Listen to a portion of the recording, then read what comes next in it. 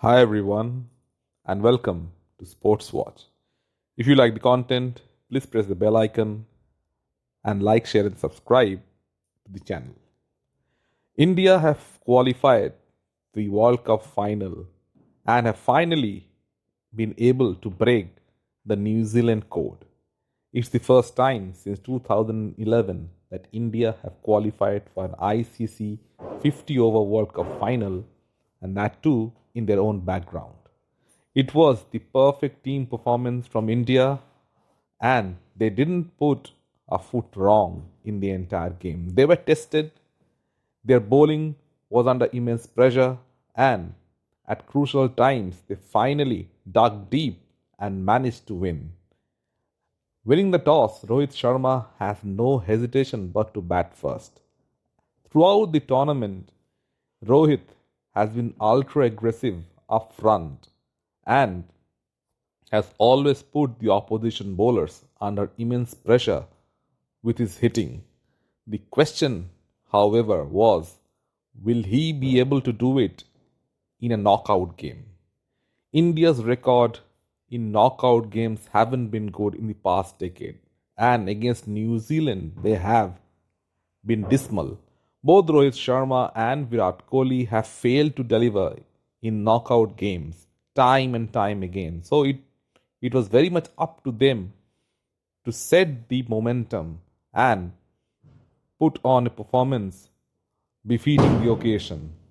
Well, Rohit Sharma made his intent pretty clear from the beginning that he was going to stamp his authority on the entire match.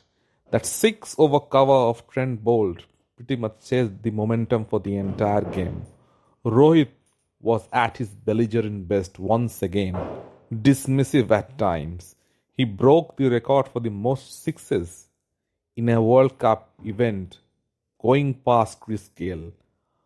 Once again, Rohit Sharma, with his beautiful stroke play, was able to take the pressure of Shubman Gill, who gradually got into the game. Rohit Sharma put the pressure back on the New Zealand bowlers, and Trent Bolt and Team Saudi, who have troubled the Indian batters in the past, all of a sudden were under the pump. Rohit Sharma was eventually dismissed of 47 of 28 balls, but he had done the damage initially and he had got the innings off to a flying start. In walked Virat Kohli, and once again it was immense pressure and he had to deliver on this occasion. Kohli took his time, and Shubman Gill, who was batting on the other end after Rohit Sharma's dismissal, decided to take it upon himself to up the ante. Cricket is all about batting in partnerships. When Rohit was batting aggressively, Gill was rotating the strike. He was slowly getting into the game. Then, when Rohit Sharma got out and Virat Kohli came in, it was Shubman Gill who started going for the big shots to ease the pressure of Virat Kohli and let him gradually get into the game. Both Shubman Gill and Virat Kohli didn't put a foot wrong.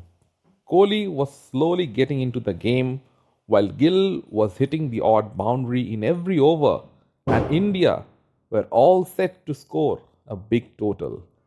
Virat Kohli in the Wankhede Stadium was averaging close to 60, and tonight was the biggest stage and under the brightest lights, and he had to deliver. He was already on 49 ODI hundreds tied with little master Sachin Tendulkar. And at the cauldron of the Wankhede, it was time for King Kohli to match up to the occasion. Kohli and Shubman Gill were dominating the New Zealand bowlers.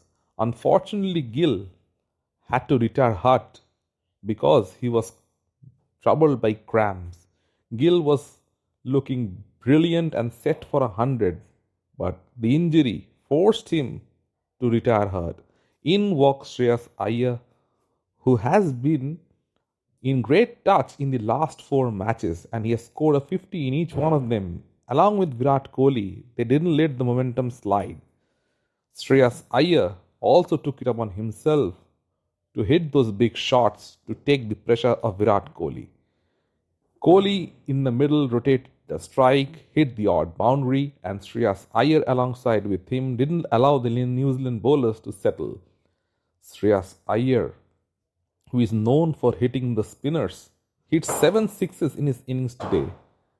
That innings was responsible for India's great momentum in the middle overs. The day, however, belonged to Virat Kohli. In front of a packed crowd at the Wankhede, he brought up his 50th ODI 100 and equaled and went past the great Sachin Tendulkar, his hero. It was under Sachin's nose that he broke his record. In front of the millions of fans watching at home and thousands in attendance in the stadium, King Kohli finally got his 100. Shreyas Iyer also turned up with 100 of his own of 64 deliveries. Nothing could go wrong for Team India, it seemed, and they got the perfect flourish in the end from KL Rahul as well, as India finished at 398, their highest total in a knockout game ever. They had literally batted New Zealand out of the game, but at the Wankhede, no total was safe, and there was chances of dew. And the New Zealand innings got off to a flying start with Devon Conway and Sachin Ravindra both hitting good boundaries in the beginning of Siraj and Bumrah. But once again, it was Mohammed Shami who got the breakthrough. Shami has had the golden arm throughout the tournament and once again dismissed Devon Conway with the very first ball that he came to bowl. He was also instrumental in picking up the wicket of Sachin Ravindra. But then came the defining partnership in the New Zealand innings, as Daryl Mitchell and Kane Williamson put on a partnership of 150 runs for the third wicket and were threatening to take the total deep and challenge the Indians. Daryl Mitchell didn't put a foot wrong in his entire innings. And when Kane Williamson was dropped by Mohammed Shami, the Indian hearts in the stadium probably shook a bit. They were thinking maybe once again their team will snatch defeat from the jaws of victory. But that was not to be, as it was that man Mohammed Shami again who broke the back of the New Zealand batting when he dismissed Kane Williamson and Tom Latham in the same over. It was India who came back storming into the match after that 150-run partnership, and it was always going to be an uphill task for New Zealand to chase that huge total. Daryl Mitchell once again brought up his 100. He was the lone warrior, and along with Glenn Phillips at the back end, they were trying to get New Zealand back in the game. But Mohammed Shami was the destroyer.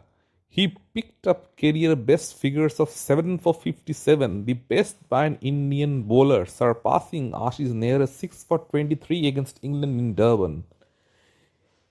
And he was the player of the match. On a pitch that didn't assist bowlers, Shami picked up 7 wickets and bowled the New Zealand team out.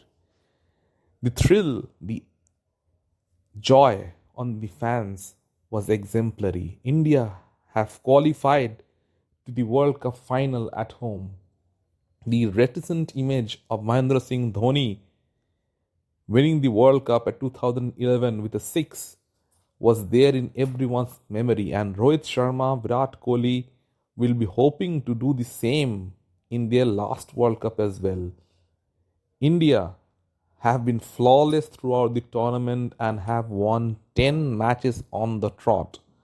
But they will feel that the job is not done yet. One more night, one more perfect match at Ahmedabad in the Narendra Modi Stadium, one more fantastic batting performance and bowling performance from Team India would see them win an ICC trophy, a World Cup that has eluded them for over a decade.